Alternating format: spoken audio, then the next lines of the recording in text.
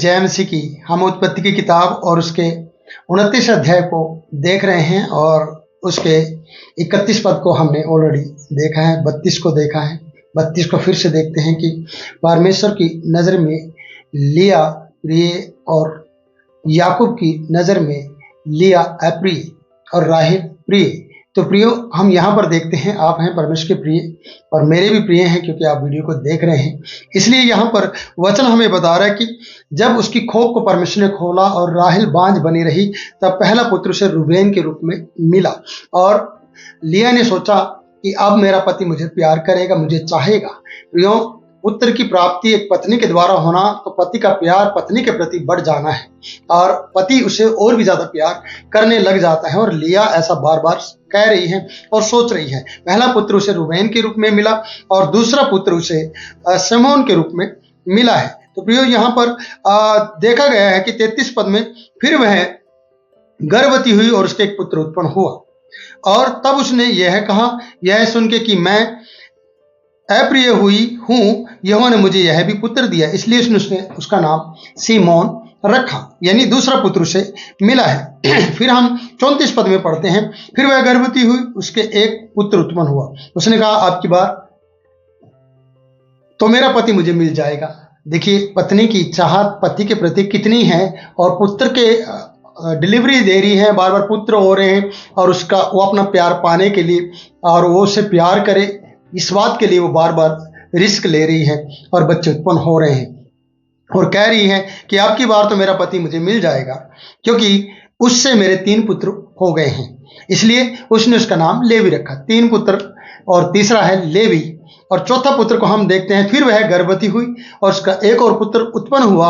अब की बार तो मैं यहोवा का धन्यवाद करूंगी, क्योंकि उसने उसका नाम युद्धा रखा और तब उसकी खोप बंद हो गई और लिखा कि अब की बार तो मैं यहोवा से प्यार करूंगी, क्योंकि मुझे 4 पुत्र हो गए हैं, मेरे पति के लिए मैंने 4 पुत्र दे दिए हैं।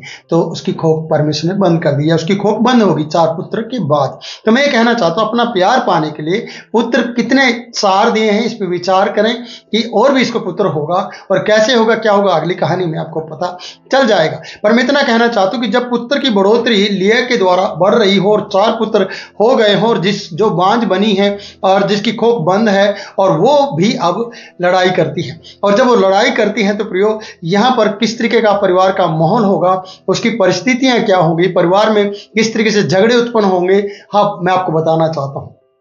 वो है 30 अध्याय और उसका पहला पद। और पहला पद हमें यह बता रहा है, जब राहेल ने देखा कि याकूब के लिए मुझसे कोई संतान उत्पन्न नहीं होती, तब वह अपनी बहन से ढा करने लगी। अब ढा करने का कारण क्या है? जैसे कि मैंने 1 जनवरी को वीडियो भेजी, जब लोग आपसे डा करेंगे मतलब है कि आप बढ़ रहे हैं। इसहाक बढ़ रहा था, इसहाक का धन संपत्ति बढ़ रही थी, इसहाक के साथ परमेश्वर प्रत्यक्ष देखा गया, इसहाक की हर एक जरूरत को परमेश्वर पूरा कर रहा था। और अबीमेलेक ने उसे देखा और उससे कहा, मैंने प्रत्यक्ष देखा है कि परमेश्वर तेरे साथ है। और अब्राहम से भी कहा, जो तू करता है उसमें परमेश्वर तेरे संग रहता है। तो प्रियो, तो दुनिया के लोग उसे ढा कर रहे थे, राजा ढा कर रहा था, उसने उसे निकाल दिया था। और यहाँ पर भी जब लिया फलवंत होती जा रही है, लिया से 4 पुत्र की प्राप्ति याकूब को हो गई है और अब राहेल लिया से चिढ़ रही है और उसे कोई संतान नहीं हो रही है, तो परिवार की परिस्थितियां बिगड़ रही हैं और वो चिढ़ने के साथ साथ उसे ढा करने लगी है। इसलिए जब आप बढ़ रहे हो, जब आप फलवंत हो रहे हो, तो दुनिया के लोग आपसे ढा करेंगे, आपसे नफरत करेंगे। तो आपको घबराना नहीं है, आपको चिंता नहीं करनी, आपको परेशान नहीं होना है। क्यों आपसे ढा कर रहे हैं लोग, क्यों आपसे चिढ़ रहे हैं लोग? क्योंकि राहेल लिया से चिढ़ रही थी और उसे ढा कर रही थी। क्यों? कारण एक ही था, क्योंकि वो फलवंत हो रही थी, उसे 4 पुत्र की प्राप्ति हो चुकी थी, उसे 4 पुत्र हो गई थे। पहला पुत्र था रूबेन, दूसरा था सिमोन और फिर तीसरा है लेवी और चौथा है यहूदा।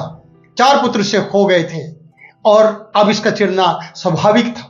अब ये चिढ़ रही थी, ढा कर रही थी, क्योंकि ये फलवंत हो रही थी, ये बढ़ रही थी और इसका पति को छीनने के चांसेस ज्यादा थे कि राहेल से इसका पति लिया की तरफ आकर्षित ना हो जाए। इसलिए यहां पर परिवार में झगड़े हुए और झगड़ा क्या था? मुझे भी संतान दे, नहीं तो मैं मर जाऊंगी, ये झगड़ा था। और चिढ़ने और डा करने का कारण क्या था?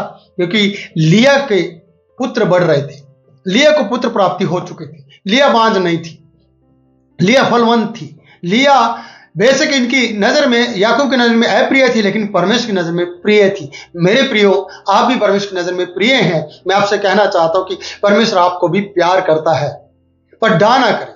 अगर आपसे कोई डा कर रहा है, इसका मतलब आप बढ़ रहे हैं। दिन प्रतिदिन आप बढ़ते जा रहे हैं, डा इसलिए बढ़ती जा रही है। डा करने वाले, नफरत करने वाले और आपको नीचा और छोटा और तुच्छ देखने वाले आपसे चिढ़ रहे हैं, क्योंकि आप दिन प्रतिदिन बढ़ते जा रहे हैं। कोशिश करें, अगर कहीं आप बढ़ नहीं रहे हैं तो आप परमेश्वर से प्रार्थना करें। बढ़ने का तरीका मैं आपको बताता हूं। 1 जनवरी को मैंने वीडियो डाली थी, उस वीडियो को आप देख सकते हैं, और उसका अध्याय था, मैं आपको बताना चाहता हूं, 26 अध्याय उत्पत्ति और 11 पद से लेकर 19 पद तक है कि आप बढ़ रहे हैं, लोग आपसे डा कर रहे हैं, मतलब आप बढ़ रहे हैं। तो आप बढ़ रहे हैं प्रियो, जिस तरीके से लिया बढ़ रही है और राहेल चिढ़ रही है। राहेल डा कर रही है और परिवार में झगड़े उत्पन्न हो रही हैं। इसने अपने पति से कहा है, मुझे संतान दे, नहीं तो मैं मर जाऊंगी। जब संतान ना हो तो मरने का जिक्र स्वाभाविक है। अपने आप को खोने का और आत्महत्या करने के लिए ये ऑप्शन हमारी जिंदगी में आ जाते हैं। जब हम परेशान होते हैं, जब हम किसी से डा करते हैं, जब हम किसी से चिढ़ते हैं, जब हमारी नजर में कोई और बढ़ता जा रहा है और हम नीचे चले जा रहे हैं, तब हमारे अंदर उसके प्रति डा उत्पन्न हो जाता है। तो प्रियो, हम मसीह के हैं, हम प्रभु के हैं। हमें डा नहीं करना, हमें नफरत नहीं करना, हमें प्रभु के साथ अपना समय को सही रीति से उपयोग में लाना है कि परमेश्वर आपको भी बढ़ाएगा, परमेश्वर आपको भी आशीषित करेगा, जैसे कि मैंने कहा है। आइए हम उस बात को पढ़ते हैं। तब याकूब ने राहेल से क्रोधित होकर कहा, यही बात तो लिया देखना चाहती कि वो उससे क्रोध करे और मुझसे प्यार करे। लिया ने 4 पुत्र दिए हैं, इस पर विचार करना चाहिए कि वो फलवंत है, वो अच्छी है। बेशक उसकी आंखें धुंधली है, लेकिन वो मन से सुंदर है, वो फलवंत है। इसलिए बाहरी सुंदरता आपको हमेशा परेशान कर सकती है, कुछ समय के लिए आपको ललायत कर सकती है, कुछ समय के लिए आपको अपनी ओर आकर्षित कर सकती है, लेकिन प्रियो, उसकी खोक आपको आशीषित नहीं कर पाएगी। इसलिए यहां पर बाहरी सुंदरता पर कभी ना जाएं, आप मन की सुंदरता पर जाएं। मैं आपसे कहूंगा, यहां चिढ़ने और परिस्थितियां खराब होने का कारण है कि आप बढ़ रहे हैं और राहेल बढ़ रही थी, लिया बढ़ रही थी और राहेल चिढ़ रही थी। और आगे बढ़ते हैं। याकूब क्रोधित हुआ और क्रोधित होकर कहता है, क्या मैं परमेश्वर हूं? सोचिएगा, क्या मैं परमेश्वर हूं?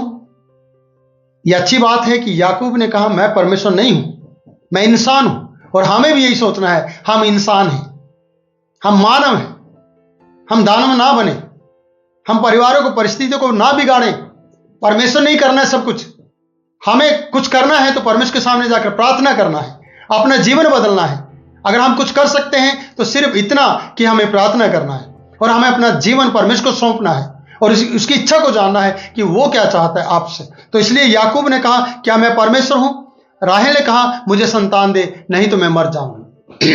जब परिवार की परिस्थितियां बिगड़ती हैं तो ऐसे विचार सामने आकर खड़े हो जाते हैं, तो आप अपने पति को परेशान करते हैं और पति पत्नी को परेशान करता है, और घराने के लोग, हो सकता है आपकी भाभी, हो सकता है आपकी बुआ, हो सकता है आपकी बहन, हो सकता है आपकी माँ, हो सकता है आपकी सास, हो सकता है आपका ससुर, हो सकता है आपका बाप, आपको परेशान करने लगे, आपको तंग करने लगे और आप परेशान हो जाएंगे। आपको उस वक्त ये कहना है, क्या मैं परमेश्वर हूं?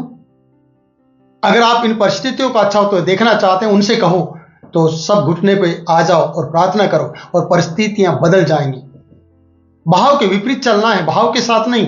प्रार्थना का जीवन जीना है। जब आपके साथ सारी परिस्थितियां उल्टी हो रही हो, सब कुछ बिगड़ रहा हो, तब आपको घुटने टेकने हैं और प्रार्थना करना है। और यहां पर देखते हैं, याकूब ने राहेल से क्रोधित होकर कहा, क्या मैं परमेश्वर हूं? तेरी खोक तो उसी ने बंद कर रखी है। ये बात आपको भी कहनी होगी कि बंद करने वाला और खोलने वाला सच्चा जीवित परमेश्वर यहोवा है। संतान देने वाला, चाहे वो अन्य जाति को दे रहा है, वो उसी की ओर से आशीषित है।